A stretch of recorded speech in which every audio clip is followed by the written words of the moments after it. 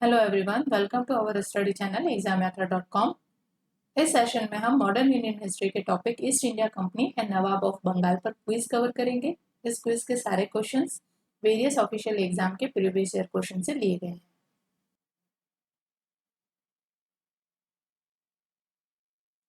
Let's begin with quiz with the question number 1. Question number 1 is Sirajuddaulah was defeated by Lord Clive in the Battle of। Sirajuddaula को किस युद्ध में Robert Clive ने हराया था? Option A is Plassey, option B is Buxar, option C is Munger, option D is Wandiwash. तो सिराजुद्दौला कौन था? नवाब ऑफ बंगाल, और ये इसने डिफीट फेस की थी from Lord Clive in the battle of Plassey in 1757 में बैटल ऑफ प्लासी होता है। उसमें नवाब ऑफ बंगाल उस समय सिराजुद्दौला था, उसको ईस्ट इंडिया कंपनी के मिलिट्री कमांडर लॉर्ड क्लाइव ने हरा दिया था। और इसी के साथ इंडिया में ब्रिटिश सुप्रीमेसी कंसोलिडेट होती है। ब्रिटिश सुप्रीमेसी जो है वो कंसोलिडेट होती है with the battle of Plassey. यानी कि इंडिया की टेरिटरी पे रूल करने के लिए ईस्ट इंडिया कंपनी की entry from battle of Plassey से होती है। बिकॉज इससे पहले 1757 से पहले जो ईस्ट इंडिया कंपनी है उसका एम ओनली क्या था? ट्रेड करना। और ट्रेड के साथ साथ धीरे धीरे जब इनको जमींदारी राइट्स और मिलने लगे तो इनकी पावर और स्ट्रांग होने लगी, ये फाइनेंशियली और ज्यादा स्ट्रांग होने लगे। तो इन्होंने फिर अपने ट्रेड इंटरेस्ट है वो सेफगार्ड करने शुरू किए, और इसी सीरीज में उन्होंने फिर जो टेरिटोरी है उसको अपने इन्फ्लुएंस में लाने की कोशिश की, जिसका एक नतीजा होता है बैटल ऑफ प्लासी 1757 में। क्योंकि बंगाल में सिराजुद्दौला जब एक्शन ले रहा था अगेंस्ट ईस्ट इंडिया कंपनी, जब ये दस्तक का मिसयूज कर रहे थे,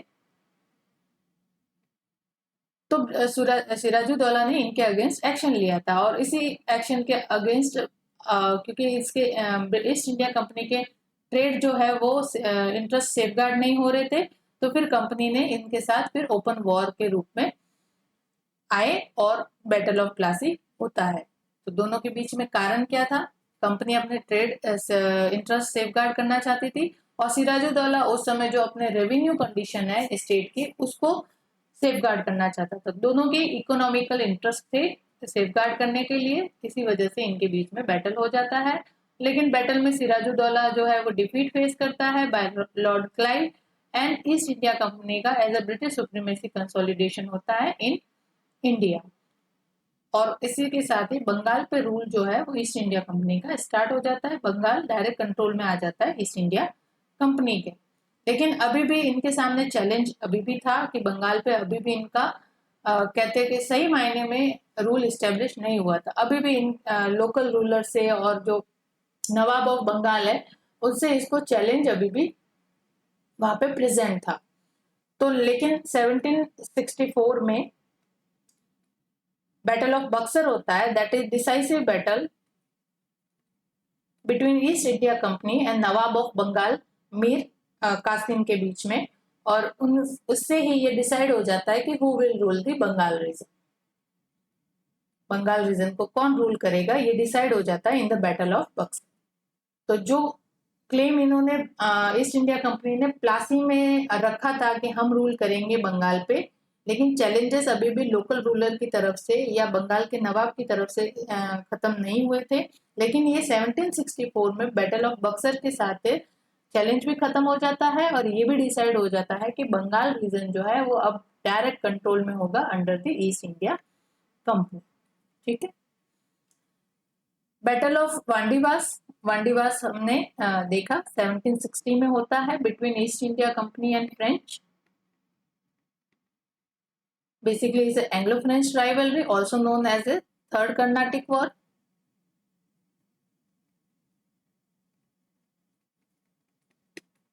And it's ended with the Treaty of Paris.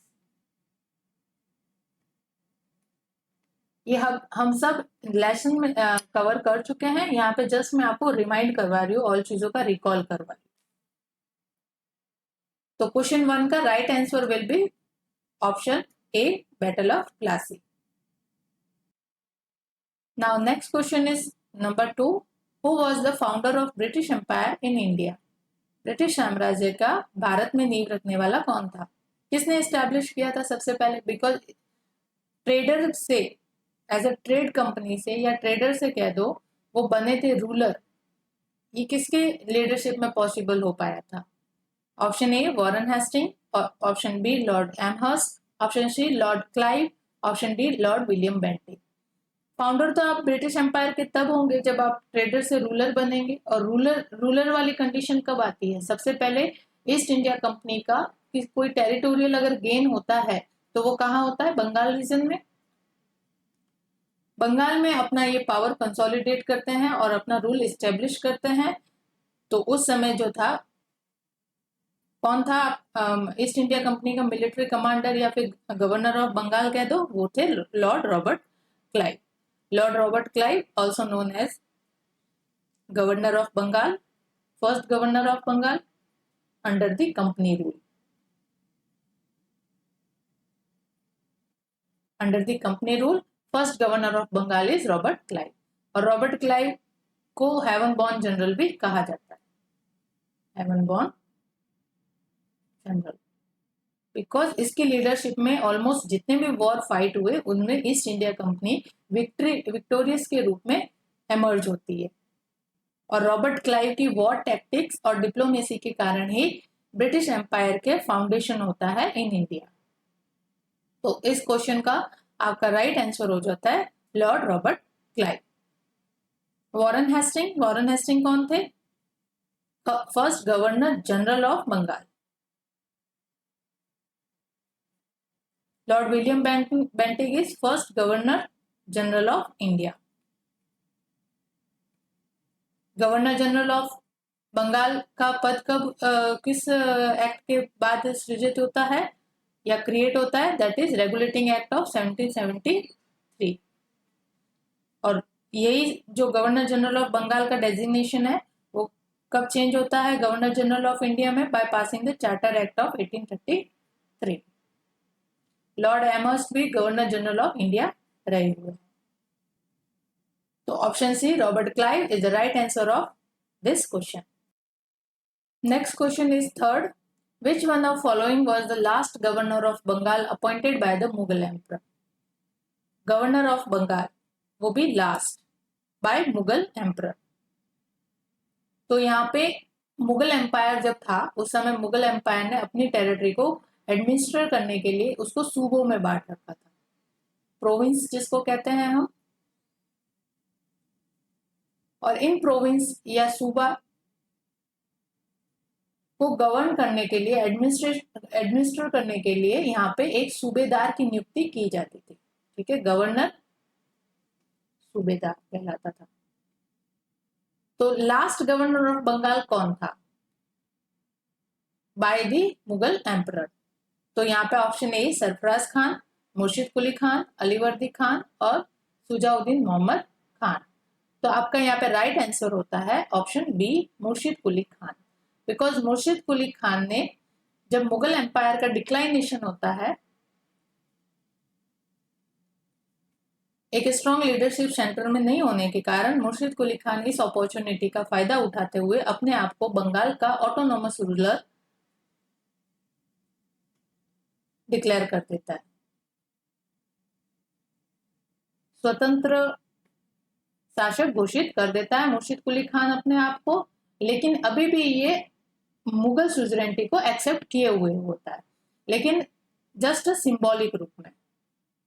Actual control Mughal जो भी एम्परर है, वीक एम्परर थे इनका, इस वजह से मुर्शिद Quli Khan was a great सूबेदार, बहुत ही अच्छा मिलिट्री कमांडर था और सूबेदार भी था।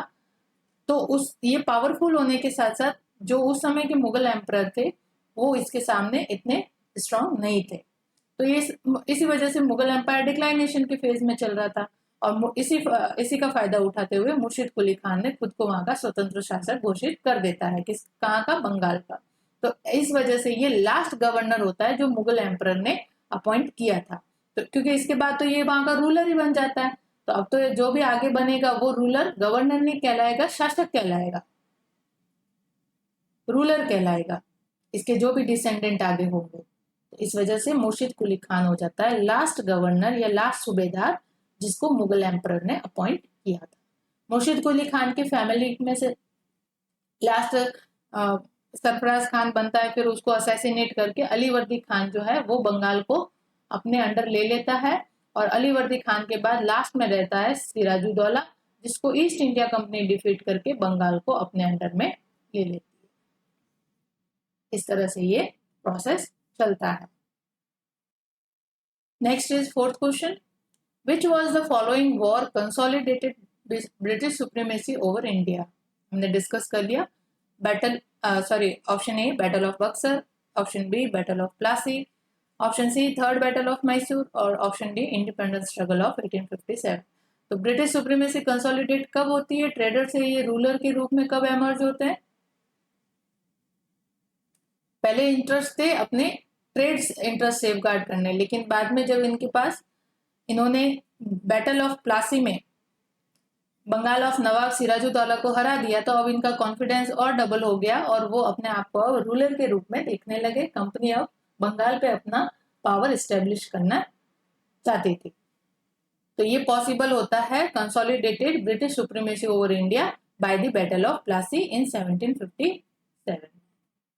तो एंट्री कहां से होती है? बैटल ऑफ प्लासी में ईस्ट इंडिया कंपनी की इंडियन टेरिटरी को रूल करने में एंट्री बैटल ऑफ प्लासी से होती है। Then battle of Buxar 1764 discuss कर चुके हैं हम। Third battle of Mysore with Tipu सुल्तान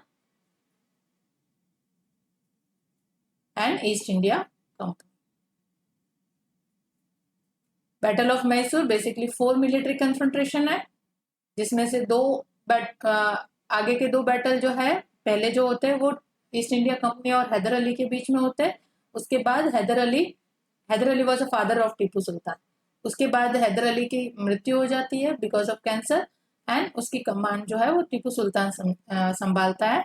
और 2 वॉर जो है वो टीपू सुल्तान और ईस्ट इंडिया कंपनी के बीच में होता है। एंड 1799 में फाइनल टीपू डिफीट फेस करता है from the East India Company and Mysore was came under the control of east India company.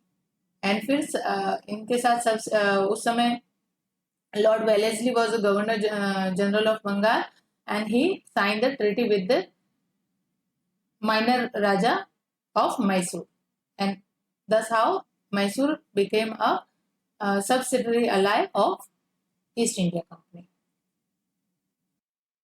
Now next is fifth question. Who among the following has been called as a heaven born general? बता दिया मैंने आपको, सही answer बताइए आप।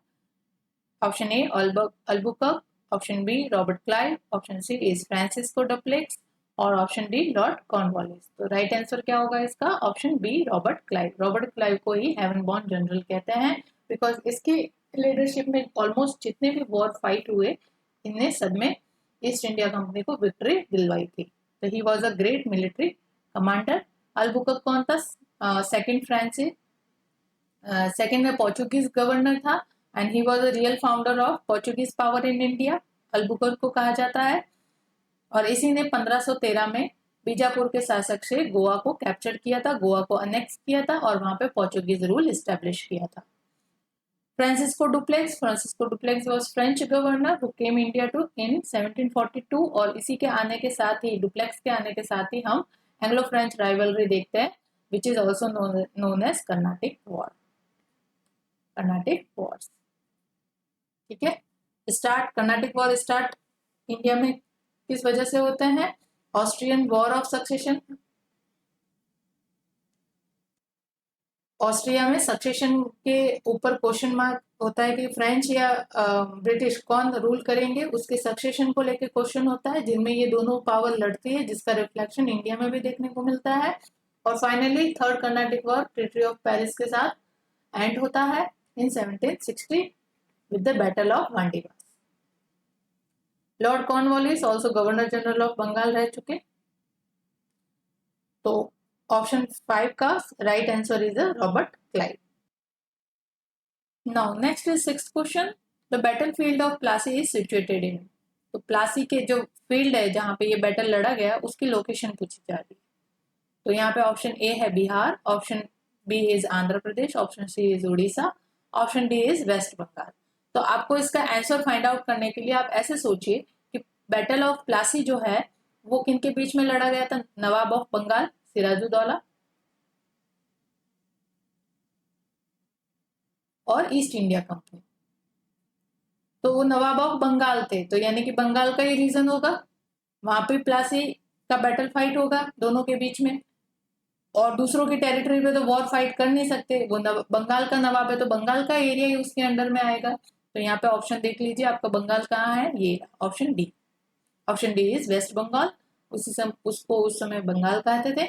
और यहाँ पे प्लासी की सिचुएशन जो है, field of Plassey, that is situated in the West Bengal. The right answer is D, West Bengal. Now next question is question number 7। The battle of Plassey was fought in the year. Direct आपको year पूछा जा रहा है। Option A 1761, option B 1757, option C 1760 and option D 1764। तो right answer is option B 1757, because 1760 में तो कौन सा वॉर होता है? Battle of Wandiwash. और 1764 में बैटल ऑफ बक्सर।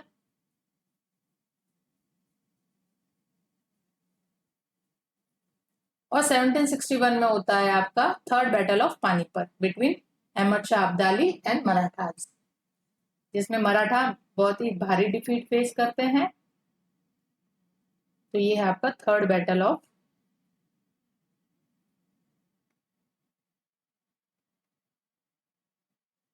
पानीपत। तो यहाँ पे देखो, अंग्रेज जो है, ब्रिटिश लोग है, वो नवाब ऑफ बंगाल से लड़ने में, फ्रेंच लोगों से लड़ने में लगे हुए हैं, और वहां पे मराठा जो है वो अहमद शाह अब्दाली से लड़ने में लगे हुए हैं। तो उसमें फिर बैटल ऑफ पानीपत में मराठा बहुत ज्यादा डिफीट, बहुत भारी डिफीट फेस करते हैं, और ऑलमोस्ट जो मराठा पावर है वो डिग्रेड हो जाती है इन बैटल ऑफ पानीपत में। लेकिन बाद में जब पेशवा माधवराव बनते हैं तो माधवराव ने वापस मराठा पावर को रिकंसोलिडेट किया था। और इस समय जब मराठा अब्दाली से लड़ रहे थे तो अब्दाली ये तो हार गए, फिर अब्दाली एज एमर्ज हुआ विक्टोरियस, और उसने फिर और ज्यादा एक्सपांड करने की कोशिश की फ्रॉम दिल्ली से। वो फिर किस तरफ जाने लगा? बंगाल की तरफ जाने लगा।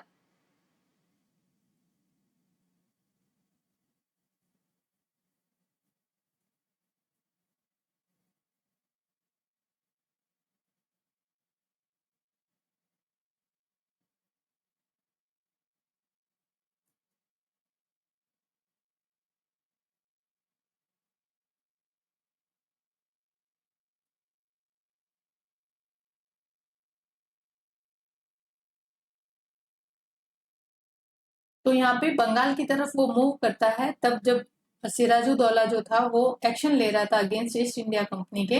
लेकिन इसके एम्प्रीहेंशन के कारण उसने फेब 97 में, फेब 1757 में अलीनगर की ट्रीटी साइन की थी with company. That was a peace treaty because of Ahmad Shah Abdali's invasion on Bengal. उसको फियर था कि कहीं अब्दाली जो है बंगाल पे अटैक ना कर दे और पूरा ही कंट्रोल उसके हाथ से ना ले ले। इस समय अभी कंपनी ने अपना जो रूलर का पद है वो लिया नहीं था, ठीक है। He just was doing his trade and safeguarding his trade interest. तो company was a challenge to, company was as a challenge to Nawab of Bengal. लेकिन यहाँ पे ऐसा चैलेंज नहीं था कि कंपनी जो है वो पावर को, बंगाल के नवाब की पावर को ओवर पावर करना चाहती है। He was just safeguarding his trade interest, ठीक है। तो उससे तो वो निपट लेगा, उसने सोचा नवाब ऑफ बंगाल सिराजुद्दौला ने। लेकिन अहमद शाह अब्दाली तो आ ही रहा है एनेक्सेशन करने। तो फर्स्ट उस चैलेंज को निपटाया जाए, इस वजह से इसने ईस्ट इंडिया कंपनी के साथ एक पीस नेगोशिएशन किया, that is also known as treaty of Alinagar, because of the apprehension of Abdali's invasion. लेकिन फाइनली ये जब अब्दाली का यहाँ से फियर हट गया तो बाद में बैटल ऑफ प्लासी इन दोनों के बीच में हो जाता है, सिराजुद्दौला, नवाब ऑफ बंगाल और ईस्ट इंडिया कंपनी के साथ, ठीक है। ये हम सब लेसन में कवर कर चुके हैं। I am just reminding you all the events. Now next question is question number 8. Which of the following shifted the capital from Murshidabad to Munger? तो यहाँ पे बंगाल की पहले राजधानी कैपिटल क्या थी? मुर्शिदाबाद. उसको मुंगेर किसने शिफ्ट किया था? Option A Alivardi Khan, option B Sirajuddaula, option C Mir Jafar और ऑप्शन डी मीर कासिम. तो आपका राइट आंसर है इसका option D Mir Qasim, because Mir Qasim ने अपने आप को कंपनी के अगेंस्ट रिकंसोलिडेट करना शुरू कर दिया था. बिकॉज मीर कासिम जब नवाब बना तो इसके साथ भी वही हुआ जो मीर जाफर के साथ हुआ. मीर जाफर ने कॉन्स्पायरेसी की against Sirajuddaula, Nawab of Bengal that time, और मीर जाफर जो है ईस्ट इंडिया कंपनी के द्वारा नवाब तो बना लिया गया, लेकिन इसके साथ इतना ज्यादा मनी एक्सटॉर्शन हुआ इसके साथ कि इसने खुद डच की हेल्प ली थी और बैटल ऑफ बेदरा हुआ था. लेकिन फिर मीर जाफर ने ईस्ट इंडिया कंपनी का ट्रस्ट लॉस कर दिया. फिर ईस्ट इंडिया कंपनी नहीं चाहती थी कि मीर जाफर बंगाल का नवाब रहे. उसने न्यू कैंडिडेट मीर कासिम को एस्टेब्लिश किया, लेकिन मीर कासिम ने फिर जब ये यंग था और रूलर बना तो सेम चीज इसके साथ भी होने लगी. कंपनी अपने ज्यादा से ज्यादा इकोनॉमिकल इंटरेस्ट सेफगार्ड करने लगी और इससे बहुत ज्यादा मनी एक्सटॉर्शन करने लगी. मनी एक्सटॉर्शन के कारण इसकी हालत ऐसी हो गई थी कि ये भी अपना जो बंगाल के एडमिनिस्ट्रेशन के लिए खर्च लगता है, एक्सपेंसेस लगता है, ही कैन नॉट अफोर्ड. तो इस वजह से मीर कासिम ने फिर कंपनी के खिलाफ जाने की सोची और इसने अपने को आपको रिकंसोलिडेट किया बाय मिलिट्रीली. इसने अपनी मिलिट्री को इसने वेस्टर्न लाइन पे ऑर्गेनाइज किया, ट्रेन किया और अपने मिलिट्री में अदर यूरोपियंस को भी एम्प्लॉयड किया कि मिलिट्री को ट्रेन कर सके. और इसने फिर अपनी कैपिटल को मुंगेर शिफ्ट किया और वहां पे एक गन फैक्ट्री भी इस्टेब्लिश की. ठीक है, तो ये मीर कासिम ने किया था. तो option D will be right answer, Mir Qasim. Next question is 9th. The most decisive battle that led to the establishment of supremacy of the British in India was. तो यहाँ पे option A the battle of Buxar, option B the battle of Plassey, option C is the battle of Wandiwash, option D is the third battle of Panipat. The most decisive battle कौन सा था जिसने British supremacy को establish किया इन India? तो decisive battle तो था battle of Buxar in 1764. Battle of Plassey में ब्रिटिश सुप्रीमेसी कंसोलिडेट हुई थी इन इंडिया. अगर यहाँ पे सुप्रीमेसी की एस्टेब्लिश की जगह क्या आता? कंसोलिडेट. तो आपका आंसर हो जाता द बैटल ऑफ प्लासी 1757. लेकिन यहाँ पे डिसाइसिव बैटल भी आया है और establishment of supremacy of the British in India, तो आपका हो जाता है the battle of Buxar in 1764 between Mir Qasim and East India Company. ये डिस्कस कर चुके हैं हम. थर्ड बैटल ऑफ पानीपत 1761 में, बैटल ऑफ वांडीवास 1760 में. Now next is 10th question. Who was the ruler of Delhi at the time of battle of Buxar? Battle of Buxar के समय दिल्ली का रूलर कौन था? दिल्ली का रूलर कौन था? ए औरंगजेब, बी शाह आलम फर्स्ट, और सी बहादुर शाह जफर, और डी शाह आलम सेकेंड. तो बैटल ऑफ बक्सर हुए किन के बीच में था? East India company versus joint military confront. किस किस का था? अवध के नवाब सुजाउद्दौला का, मीर कासिम का जो बंगाल का नवाब था उस समय, और शाह आलम सेकेंड. शाह आलम सेकेंड जो है वो दिल्ली उस समय छोड़ चुके थे because of the court politics and unstable politics in Delhi. Shah Alam first का मर्डर हो चुका था और शाह आलम सेकेंड जो है वो भागकर ईस्ट की तरफ आ गए थे अपना एक खुद का प्रोविंस या खुद का किंगडम एस्टेब्लिश करने के लिए. इस वजह से इनको यहाँ पे गेन होने वाला था to join Mir Qasim and Mir Shujauddaula Awadh के नवाब को. तो इन तीनों ने जॉइंट मिलिट्री फ्रंट बनाया against the East India Company. लेकिन बैटल ऑफ बक्सर में ये joint military front defeat face करता है from the East India Company और बैटल ऑफ बक्सर जो है इस तरह से एंड होता है. ईस्ट इंडिया कंपनी का रूल बंगाल के रीजन पे स्टैब्लिश हो जाता है। शाह आलम को पेंशन कर दिया जाता है और अलग से इनके साथ ट्रीटी ऑफ इलाहाबाद होती है। लेकिन बैटल ऑफ बक्सर के समय यही जो थे वो दिल्ली के रूलर थे, ठीक है, मुगल डिसेंडेंट थे, शाह आलम सेकेंड। तो right option is option D, Shah Alam second. Now next is 11th, who was the Nawab of Bengal when the battle of Buxar was fought. Battle of Buxar अभी डिस्कस किया हमने, उस समय बंगाल का नवाब कौन था? Mir Qasim. Option C will be right answer, Mir Qasim. Now next question is 12th question, which one of following ruler had granted Deewani rights to the East India Company? तो company को दीवानी राइट्स किसने दिए थे? ए फर्रुखशियर, बी शाह आलम फर्स्ट, सी शाह आलम सेकेंड और D Shuja-ud-Daula. तो आपका correct answer क्या हो जाता है? शाह आलम सेकेंड, जिसने ट्रीटी ऑफ इलाहाबाद साइन करके बंगाल, बिहार और उड़ीसा रीजन की दीवानी राइट्स जो है वो ईस्ट इंडिया कंपनी को दे दी थी। ईस्ट इंडिया कंपनी को दीवानी राइट्स देने वाले कौन थे? शाह आलम सेकेंड। फर्रुखशियर ने यहाँ पे 1717 में फरमान जारी करके कंपनी को ट्रेड प्रिविलेज दिए थे और उनको ये भी अधिकार दिया था कि वो अपने कॉइन्स जो है वो मिंट कर सकते हैं फ्रॉम दी बॉम्बे मिंट, या बॉम्बे की टकसाल से अपने जो खुद के कॉइन है वो मिंट कर सकते हैं। तो 1717 का जो फरमान है वो कंपनी की हिस्ट्री में एज ए मैग्ना कार्टा कहा जाता है। ईस्ट इंडिया कंपनी का मैग्ना कार्टा किसको कहा जाता है? फर्रुखशियर के फरमान जो रिलीज किया था 1717 में। लेकिन कंपनी को यहाँ पे दीवानी राइट्स देने वाला था शाह आलम सेकेंड, और कौन कौन से रीजन की? बंगाल, बिहार और उड़ीसा की। Now next question is 13, who granted the Diwani of Bengal to the East India Company in 1765। 1765 battle of Buxar के बाद से ही 1765 में क्या होती है?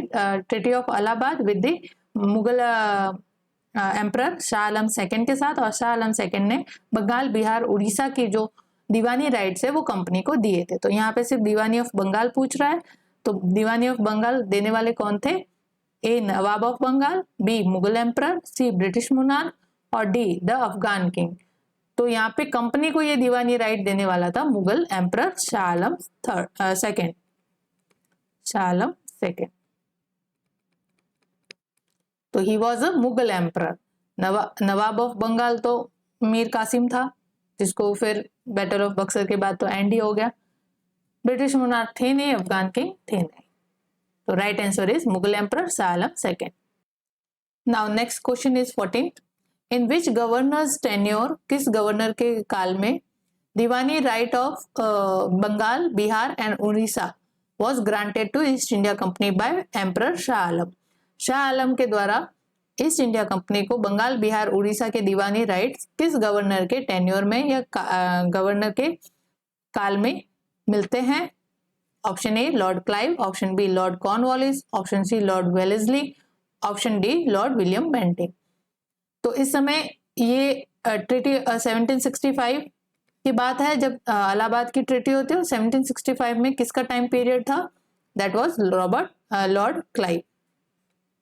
लॉर्ड रॉबर्ट क्लाइव का था, ठीक है, 1765 में। बिकॉज उसके बाद आते हैं Lord Warren Hastings. Warren Hastings तो ऑप्शन में है नहीं, और वॉरेन हेस्टिंग तो 1667 के आसपास आता है। लेकिन उससे पहले कौन रहता है? 1765 से 1767 तक जो है वो लॉर्ड क्लाइव जो है वो रहते हैं, और उन्हीं के टेन्योर में बंगाल, बिहार, उड़ीसा की दीवानी राइट जो है शाह आलम के द्वारा कंपनी को सौंप दी जाती है। तो option A is a right answer, Lord Robert Clive. Now next question is 15th. Emperor Shah Alam II gave the Diwani of Bengal, Bihar and Orissa to East India Company on. Date पूछी जा रही है यहाँ पे। ए 12 अगस्त 1765, B 18 अगस्त 1765, सी 29 अगस्त 1765 और D 21 अगस्त 1765। तो यहाँ पे राइट आंसर आपका क्या हो जाता है? ऑप्शन ए 12 अगस्त 1765। ये डायरेक्ट फैक्चुअल क्वेश्चन है, आपको यहाँ पे डेट आपको याद रखनी ही पड़ेगी। इसका कोई ट्रिक्स और ऐसा नहीं है कि आप उसके थ्रू लगा सके। तो यहाँ पे डायरेक्ट क्वेश्चन है from the facts. Right answer is 12 अगस्त 1765 को ट्रीटी ऑफ इलाहाबाद साइन होती है with the Shah Alam second Mughal emperor and East India company के बीच में, जिससे ईस्ट इंडिया कंपनी को दीवानी राइट्स मिलते हैं ऑफ बंगाल, बिहार एंड उड़ीसा के। Now next is 16th question. Who was appointed Deputy Diwan of Murshidabad by the Robert Clive after the Allahabad Treaty? Allahabad Treaty के sign करने के बाद जो मुर्शिदाबाद है उसका दीवान किसको बनाया गया? दीवान यानी as a prime minister post. तो A option Mohammad Raza Khan, B Sitab Rai, C Rai Durlabh और डी जो है सैयद गुलाम हुसैन। तो यहाँ पे आपका करेक्ट आंसर है option A Mohammad Raza Khan. Now next is 17th. With which one of following mountain tribes did the British first come into contact with after the grant of Diwani in year 1765? Allahabad की treaty के बाद जब बंगाल, बिहार और Orissa reason का दीवानी right company को मिलता है तो फर्स्ट टाइम ब्रिटिश जो है वो किस माउंटेन ट्राइब के कांटेक्ट में आते हैं? तो यहाँ पे option A Garo, option B Khasi, option C Kuki, option D is Tipera. तो यहाँ पे ऑप्शन बी आपका करेक्ट आंसर होता है खासी, क्योंकि यहाँ पे बंगाल, बिहार, उड़ीसा में खासी जो है वो माउंटेन ट्राइब थी जिसके फर्स्ट कांटेक्ट में आते हैं ब्रिटिश लोग। ठीक है, फैक्चुअल क्वेश्चन है, आपको यहाँ पे याद रखना है। खासी is the right answer of this question. Now next question is 18th question. Which one of following is the correct chronological order of battle fought in India in the 18th century? And 18th century में लड़े गए जो युद्ध है उनका chronological order काल क्रमानुसार उनको सेट करना है। तो सबसे पहले कौन सा होता है और सबसे लास्ट में कौन सा होता है? तो यहाँ पे ऑप्शन में है बैटल ऑफ वांडीवास है एक, तो बैटल ऑफ बक्सर है, battle of Ambur, battle of Plassey. तो अंबूर, बक्सर,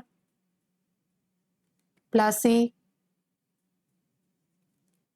और कौन सा है आपका यहाँ पे वांडीवास।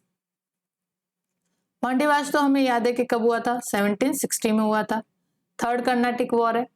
और बैटल ऑफ प्लासी 1757 में ये ऑर्डर मिल गया, बक्सर 1764 में। अब अगर अंबूर का आपको याद नहीं भी होता है तो आपको यूं, अगर डेट याद नहीं हो रही है, उसका ईयर याद नहीं हो रहा, तो ऐसे याद करो कि वांडीवास से पहले battle of Ambur second Carnatic war में लड़ा जाता है। फर्स्ट कर्नाटिक वॉर में सेंट टोमे का बैटल होता है, battle of Saint Thome, second में बैटल ऑफ अंबूर होता है और थर्ड कर्नाटिक वॉर में बैटल ऑफ वांडीवास होता है। इतना तो हमें याद रहता है। तो हमें ये पता है कि जब 1760 में बैटल ऑफ वांडीवास हो रहा है तो इसका मतलब ये इससे पहले हो रहा है। तो और बैटल ऑफ प्लासी और बक्सर तो जब थर्ड कर्नाटिक वॉर चल रहा होता है उस समय होता है। तो इनकी डेट तो 1757 प्लासी का है, 1764 और 1760। तो अंबूर जो है इन सबसे तो पहले ही हो रहा होगा। वांडीवास 1760 में होता है और बंगाल पे कंट्रोल भी उसी समय इस्टेब्लिश होता है 1757 से 1764 के बीच में। तो बैटल ऑफ अंबूर जो सेकेंड कर्नाटिक वॉर में होता है over the issue of succession in Carnatic, तो वो तो पहले ही होगा। तो वैसे ये होता है 1749 के आसपास। तो यहाँ पे अगर 3 का याद भी है और थोड़ा सा आइडिया आपको है कि अंबूर का बैटल कब हुआ था, कहाँ हुआ था, तो आप आंसर आपका निकाल सकते हो। तो यहाँ पे सही क्रोनोलॉजिकल ऑर्डर क्या हो जाता है? अंबूर सबसे पहले होता है फर्स्ट, देन सेकंड आपका आता है वांडीवास, सॉरी सेकंड आता है आपका प्लासी, थर्ड आपका वांडीवास और लास्ट में आता है बक्सर। तो बैटल ऑफ अंबूर सबसे पहले कहाँ पे है? देखो 2 में है, बी में और डी में, तो ये तो कैंसिल हो जाता है। तो बी में बैटल ऑफ अंबूर, उसके बाद क्या आ रहा है? Battle of Plassey. तो जबकि सेकंड क्या होना चाहिए? Battle of Plassey. तो यहाँ पे करेक्ट आंसर यहाँ से निकल के आ जाता है, आगे देखने की जरूरत भी नहीं है। बैटल ऑफ प्लासी, क्योंकि यहाँ पे तो बैटल ऑफ बक्सर है, लेकिन बैटल ऑफ प्लासी हमें चाहिए, तो ये ऑप्शन बी में है। Correct answer is option B. पहले बैटल ऑफ अंबूर, फिर बक्सर सॉरी प्लासी, फिर वांडीवास और बैटल ऑफ बक्सर। ठीक है, क्योंकि जब 1760 में कर्नाटिक वॉर चल रहा था, बैटल ऑफ वांडीवास हो रहा था, उससे पहले ही प्लासी हो जाता है और बंगाल जो है वो ईस्ट इंडिया कंपनी के कंट्रोल में आ जाता है। तो इसका जो ये बंगाल ईस्ट इंडिया कंपनी के कंट्रोल में आता है, ये मेन रीजन होता है उनका थर्ड कर्नाटिक वॉर में एज अ विक्टोरियस एमर्ज होने में। तो थर्ड कर्नाटिक वॉर उन जीते ही एक बड़ा मेजर फैक्टर होता है ईस्ट इंडिया कंपनी के फेवर में कि उन्होंने बंगाल की जो रिसोर्सेज है उनको अपने कंट्रोल में ले लिया था।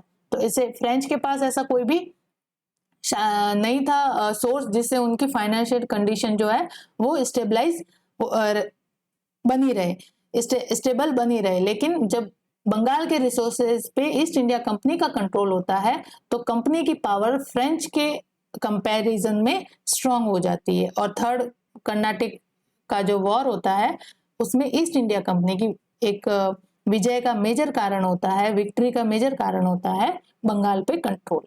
ठीक है। Now next is 19th question, name the French commander who was defeated in the battle of Wandiwash in 1760। तो 1760 का वांडीवास बैटल देख ही लेते हैं, हम रिकॉल कर लेते हैं वापस इसको। वांडीवास 1760 में लड़ा गया बिटवीन ईस्ट इंडिया कंपनी या British versus French. East India Company की तरफ से लीडरशिप किन के पास थी? सर आयरकुट के पास। और फ्रेंच कमांडर थे, मिलिट्री कमांडर थे बुस्सी एंड लल्ली। ठीक है। तो यहाँ पे ऑप्शन देखो आप कौन थे। Option A count de Lally, option B Francis Martin, option C Dupleix, option D none of the above. Wandiwash के पहले तो डुप्लेक्स को तो वापस बुला ही लिया गया था फ्रेंच गवर्नमेंट ने। उस समय कौन आया था फ्रेंच गवर्नर के रूप में? बुस्सी आया था। बुस्सी ने यहाँ पे जो लल्ली आया था जिसने बुस्सी को अपने साथ ले लिया था। और ये इसकी मेजर गलती थी मद्रास को कैप्चर करने के लिए। मद्रास उस समय किसके अंडर में था? East India company. तो मद्रास को कैप्चर करने के लिए इस तरफ एक मिलिट्री कैंपेन चलाया। तो लल्ली अपनी सेना लेके जाता है और बुस्सी जो था उस समय कहाँ स्टेशन था? हैदराबाद में, निजाम की रक्षा के लिए। रक्षा तो क्या, उसको एज ए सबड्यूड बना के रखा था, उसके पेट्रोनेज में था, फ्रेंच के पेट्रोनेज में था। कौन? निजाम ऑफ हैदराबाद। तो बुस्सी को वहां से बुला लिया गया। तो हैदराबाद की स्थिति क्या हो गई? वीकन हो गई। वहां पे फ्रेंच आर्मी स्टेशन था जिसे बुस्सी अपनी वहां से फौज लेके लल्ली के साथ हो लिया मद्रास को कैप्चर करने के लिए। और it was a big blunder. और उस समय उधर से फिर ईस्ट इंडिया कंपनी ने हैदराबाद को अपने कब्जे में ले लिया और मद्रास में भी फिर इनको डिफीट फेस करनी पड़ी। मद्रास भी इनके कैप्चर में नहीं आया। बुस्सी को प्रिजनर बना लिया गया और ये फाइनल फ्रेंच लोगों की डिसाइसिव हार हो जाती है in the battle of Wandiwash में। और फ्रेंच का जो चंद्र नगर में वहां पे बंगाल में ट्रेड स्टेशन था, इस तरह से उनके वहां पे भी पावर जो है वो खत्म हो जाती है और French control over Bengal ended for ever after the Wandiwash battle 1760 में। तो इस क्वेश्चन का आपका राइट आंसर क्या हो जाएगा? काउंट लल्ली। दोनों ही थे, बुस्सी और लल्ली, लेकिन यहाँ पे बुस्सी ऑप्शन है नहीं बुस्सी एंड लल्ली का। तो यहाँ पे count de Lally, option A. Now next question is 20th, in the battle of Wandiwash. Option A 1760 में बैटल ऑफ वांडीवास के रिगार्डिंग दे रहा है। ऑप्शन आपका ए है French defeated British, B British defeated British, और British defeated French, and D Dutch defeated British. तो इसमें क्या था? ये British battle of Wandiwash basically Anglo French rivalry थी। तो यहाँ पे ब्रिटिश और फ्रेंच इन्वॉल्व थे। तो यहाँ पे फ्रेंच और ब्रिटिश का कौन सा ऑप्शन है? फ्रेंच और ब्रिटिश, ये फ्रेंच और ब्रिटिश ये, तो ये तो कैंसल हो जाता है। लेकिन इसमें हराया किसने किसको था? तो इसमें ब्रिटिश लोगों ने फ्रेंच को हराया था इन बैटल ऑफ वांडीवास में। तो British defeated French, option C will be correct answer of this question. Now next question is question number 21, which one of following pair is correctly match. आपको बताना है कि कौन सा जोड़ा जो है वो सही तरह से मैच हुआ है। देखते हैं option A battle of Buxar, जिसमें क्या है? Mir Jafar versus Clive. तो बैटल ऑफ बक्सर क्या होता है? 1764 में। तो उस समय मीर जाफर बंगाल का नवाब नहीं होता है। कौन होता है इसकी जगह? मीर कासिम होता है। और इसकी जॉइंट मिलिट्री फ्रंट ने ईस्ट इंडिया कंपनी के साथ, या रॉबर्ट क्लाइव कह दो, उस समय कौन था military commander, Clive versus Mir Qasim होता है, ना कि मीर जफर होता है। तो यहाँ से ये कट हो जाता है और this was not a correctly matched. तो 1764 में मीर कासिम और इसका जॉइंट फ्रंट, शुजा-उद-दौला जो अवध का नवाब था और शाह आलम सेकंड जो मुगल रूलर था उस समय, तो ये कैंसिल हो जाता है। बैटल ऑफ बक्सर तो मीर कासिम का समय था, ना कि मीर जाफर का। बैटल ऑफ वांडीवास इन 1760 हमने अभी देखा किन के बीच हुआ था, French versus east India company, right, हाँ ये राइट है, फ्रेंच और ईस्ट इंडिया कंपनी के बीच में ही ये वॉर था। Basically it's Anglo French rivalry which is known as Carnatic war. तो ये तो करेक्टली मैच है। तो आपको एक ही पेयर देखना था, आपको मिल गया, लेकिन फिर भी हम देख लेते हैं आगे भी for just information, more information मिल जाए तो क्या दिक्कत है उसमें। बैटल ऑफ चिलियनवाला उस समय पंजाब, एनेक्सेशन ऑफ पंजाब हो रहा था उस समय हुआ था चिलियनवाला। डलहौजी वर्सेस मराठा, नहीं मराठा तो इन्वॉल्व ही नहीं, चिलियनवाला तो पंजाब रीजन में हुआ था, तो यहाँ तो मराठा की जगह क्या होगा, सिख, तो ये करेक्टली मैच नहीं है। डलहौजी तो सही है, उस समय जो गवर्नर जनरल था वो था डलहौजी। बैटल ऑफ खुर्दा होता है आपका 1795 में, between Nizam and East India company, नहीं मराठाओं के बीच में होता है। बैटल ऑफ खुर्दा मराठा और निजाम के बीच में होता है। ये सरदेशमुखी जो एक तरह का टैक्स वसूल करते थे मराठा उस समय, जो भी अपने सरेंडर या सबड्यूड पावर होती थी उनसे सरदेशमुखी वसूलते थे और चौथ वसूलते थे। ये इनका एक अपने जो जिनको सबड्यूड किया होता है मिलिट्रीली, उस स्टेट से ये लोग सरदेशमुखी और चौथ जैसे टैक्स वसूल करते थे। तो इस टैक्स के रिलेटेड इनके बीच में निजाम ऑफ हैदराबाद और मराठाओं के बीच में इश्यू क्रिएट होता है और बैटल ऑफ खाड़ा होता है, जिसमें निजाम जो है वो डिफीट फेस करता है।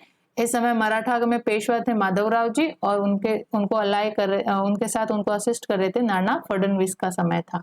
और ये इस बैटल में पूरी की पूरी मराठा कॉन्फेडरेसी भाग लेती है against the Nizam of Hyderabad.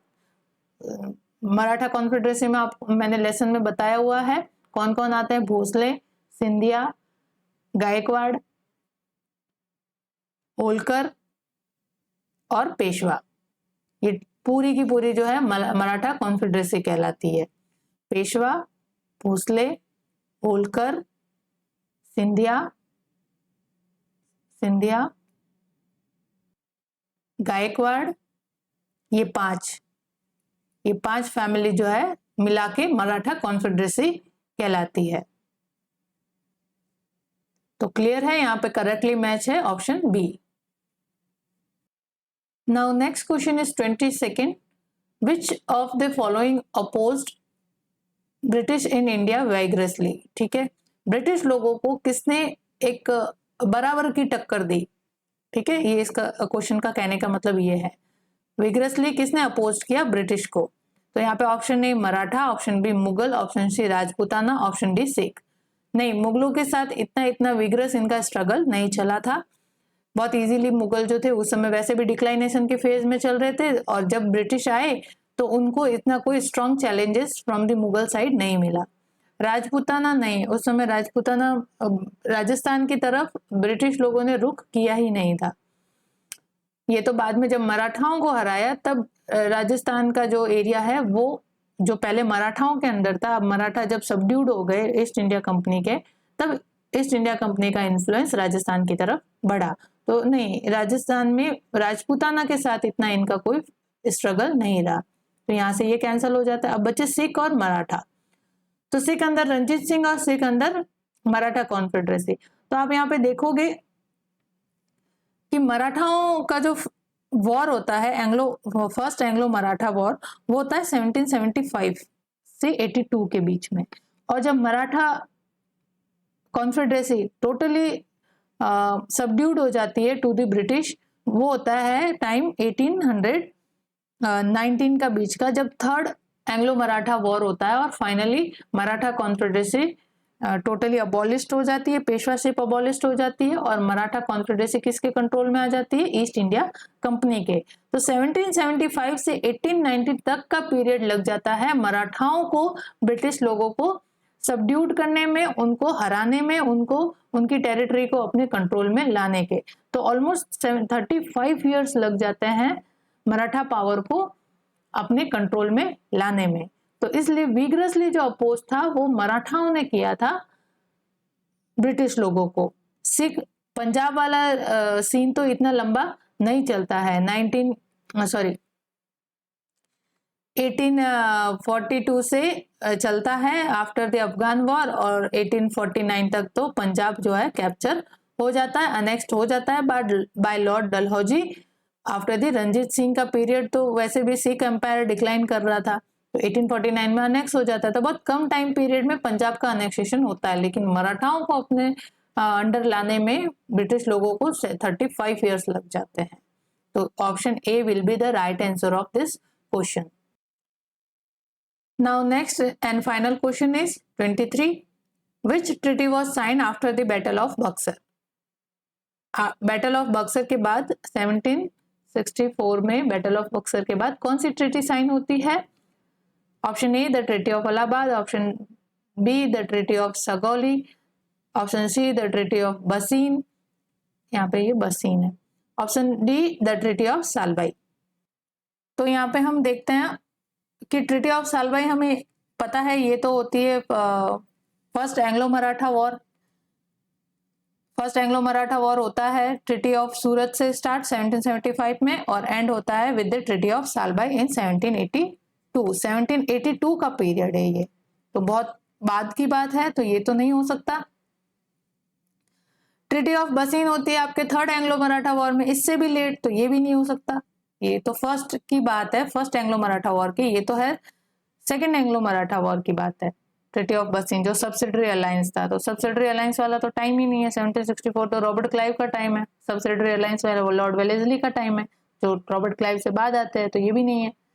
फिर आप देखो treaty of Sugauli, treaty of Sugauli तो नेपाल के साथ हुई थी, और वो तो और भी कब हुई थी, 1814 से लगा के 1816 तक का पीरियड था नेपाल को अपने कंट्रोल में लाने का, और ट्रीटी ऑफ सगौली उस समय होती है, तो ये तो टाइम पीरियड ही बहुत आगे चला गया, सेंचुरी चेंज हो चुकी है। तो रह जाती है आपका ट्रीटी ऑफ इलाहाबाद, और ट्रीटी ऑफ इलाहाबाद ही होती है 1765 में after the battle of Buxar. तो इसी के साथ इस सेशन का हम एंड करते हैं। Thank you. Do share, like and comment to our study channel examyatra.com।